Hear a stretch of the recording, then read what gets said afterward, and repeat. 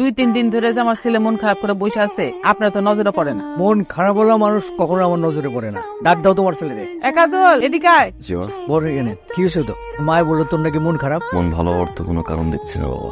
বাবা তুমি জানো আমি তোমাকে অনেক বেশি ভালোবাসি, আমার আদর্শ হিসেবে মানে।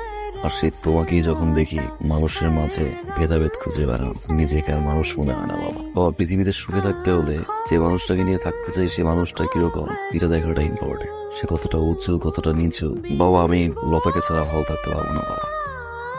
এখন বুঝছেন তো ছেলের মন কেন খারাপ? ছেলেটা যে 2-3 দিন ধরে মন খারাপ করে বসে আছে, আপনি তো কোনো কিছু খেয়াল করেন না। কেমন বাপ হয়েছেন আপনি? আর এইখানে ফুল দিয়ে দিস। সুলতান, এখনো হলুদের সাজানো শেষ হয় নাই তোমার? সালাম আলাইকুম ভাই। ওয়ালাইকুম আসসালাম। দেখতে আসলাম। আমি খুব খুশি হয়েছি, আপনি আমার মায়ের দোয়া করে দেন। খালি দোয়া না, তোমার জন্য একটা সুখবর আছে। কি? সুলতান ভাই, তোমার মেয়ের গায়ে হলুদ, তো গায়ে হলুদ হবে, বিয়াও হবে, তো ওই ছেলের সাথে তোমার মেয়ের বিয়ে হবে। কি কথা তালুকদার ভাই? গায়ে হলুদ হবে, বিয়াও হবে, তবে আমার ছেলের সাথে। এটা আপনি কি কইতেছেন? হ্যাঁ, আমি সত্যি কথাই বলতেছি। শোনো, তোমার মেয়ে আর আমার ছেলে দুইজনকে ভালোবাসছে না, তাদের ভালোবাসা কি আমরা পাই ঠেলে দেবো? প্রশ্ন নেই।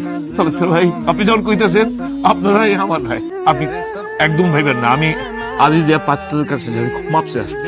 আরে না না, তোমার কিছু করতে হবে না, ওই কাজ আমি আগেই সাইরা ফেলাইছি। শোনো, তোমার মেয়ে আর আমার ছেলে দুজনকে ভালোবাসছে না, আমরা কি তাদের ভালোবাসারে পাই ঠেলে দিতে পারি? তো আমি চাই দুজনের হাত এক করে দিতে, এই জন্য তোমার কাছে আসলাম। আলহামদুলিল্লাহ। আলহামদুলিল্লাহ। আজকেই গায়ে হলুদ হবে, তারপরে বিয়েটা সফল। আরে খুশিও, চিন্তা করো কেন?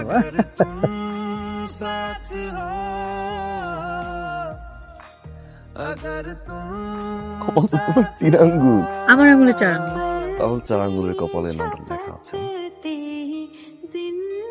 উইশ করো। কি উইশ করছো? তুমি কি উইশ করছো? আগে তুমি বলো। আগে তুমি বলো। না, আগে তুমি তোমার বলো না। আমার এই 4 আঙুলের কপালে যেন আল্লাহ তোমাকে সারা জীবন রেখে রাখে। জীবনের শেষ মুহূর্তটা পর্যন্ত তোমাকে চাই।